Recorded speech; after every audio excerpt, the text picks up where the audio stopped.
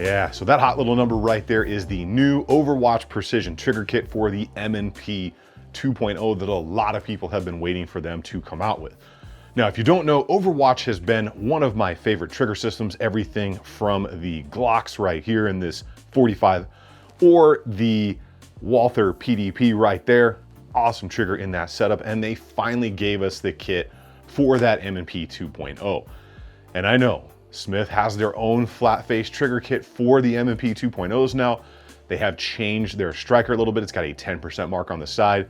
What I can say is that performance trigger from M&P still is not going to give you what the aftermarket aggressive trigger kits are going to give you while still remaining completely safe. And just to give you all a quick taste of this trigger right here, you'll see that is your take up, immediate break, reset, and that break. So this thing is definitely vastly improved over the stock version. So we will go over the parts, the range performance. We will do some pull tests up close because you can kind of set this up how you want it. There's a couple of different springs that's going to give you a different pound weighting, whether you want more of a duty style weight or whether you want to go full on competition. This kit is going to consist of multiple parts to help you tune this thing in. Obviously, this kit is going to come with that Overwatch Precision tack trigger shoe design, which is just straight hot sex.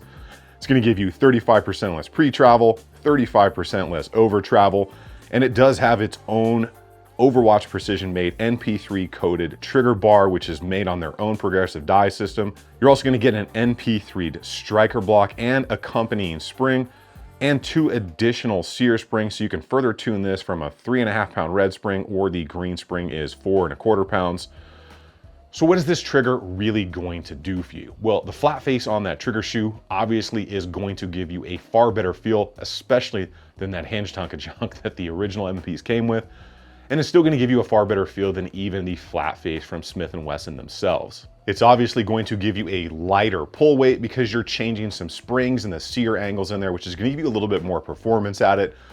And of course, those looks, like I already talked about. Now, looks aren't everything, but they sure don't hurt, because I've never really heard anybody out there say, well, I really wish my girlfriend was just a little bit less attractive. So ultimately, you can kind of tune that trigger into your desired weight rating, whether you want straight competition or a little bit more of that duty carry style. Now, knowing what the trigger kit comes with, and as they used to say, knowing is half the battle, right? Leave me a comment on where that came from if you remember.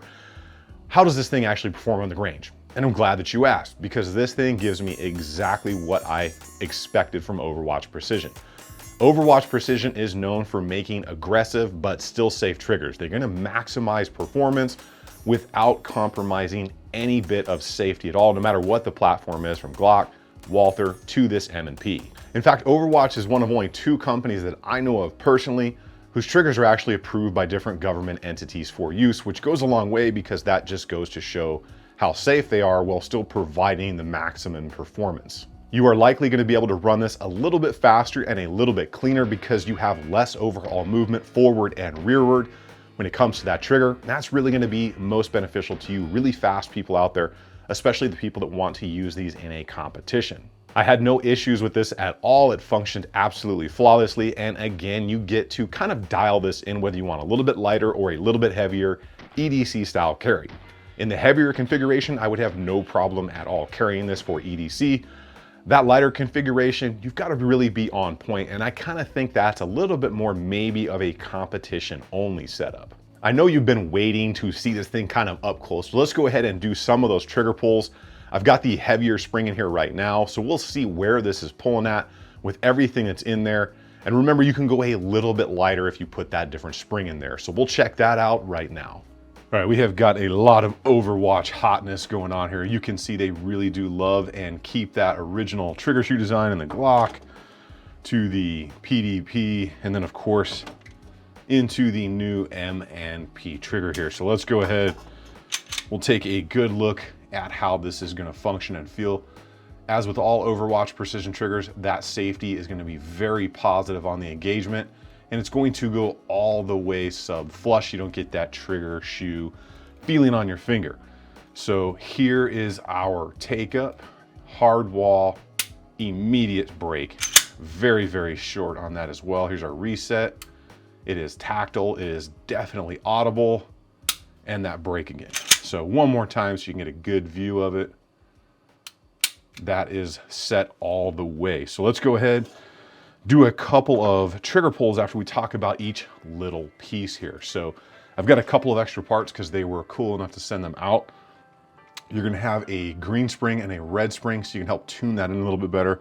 Obviously, you will have the trigger shoe, the trigger bar, and then I've got these in the bag here because this is all of the small parts. That is your striker block safety, sear, trigger spring, and the additional striker block spring right there. So I always label them and bag them after I put stuff in because I don't want to lose them. So overall, it's a 6-piece kit for your setup.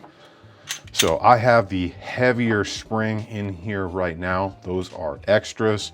So we'll go ahead and see what it's pulling at. And I want to say we're going to be right around that 4.5 pound mark, which is pretty close every time. So a little bit under, about 3 pounds and 12 ounces right there. So unless we get something really weird, we'll do three pulls and call it a day. All right. So that one was a little higher, about 4 pounds and 4 ounces, but I think I got a little high on the trigger shoe. It's kind of hard sometimes. This gauge slips up on the trigger shoe, so I'll try and get about right there. So there we are, 4 pounds and 2 ounces. We'll do one more just because one came out a little weird. Give you guys a really good idea. And there we go again. So we are about 3 pounds and 14 ounces right there on that last one. That gives you a really good idea of how this trigger is going to perform. Now let's take a good look at kind of the parts in here if you don't know how these triggers kind of work. So up inside here, you will see that trigger bar. That is the Overwatch Precision trigger bar all the way through here. So this part is all MP3. This is die rolled on their own progressive die system. This is your sear. That is going to be the Overwatch Precision sear right there. Up in the slide, you're going to get the Overwatch Precision striker block safety and springs right there.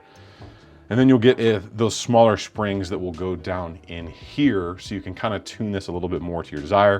Then obviously that trigger shoe. So that gives you a really good idea kind of how those pieces are. And then as well, you get that little, it's kind of tough to see in the light right here, right there, you get that return spring that's right in there. So those are all the small parts up close.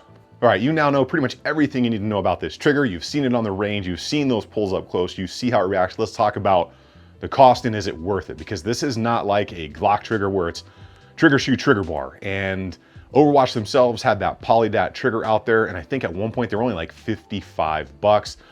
Where now Glock has cut everybody off and trigger bar prices are creeping way up where people are having to make their own. But when it comes to a kit like this where you're getting multiple springs, you're getting striker block safeties, you're getting different sears, you're having custom made MP3 trigger bars, the price is not going to be the same as a much more minimalistically designed kit.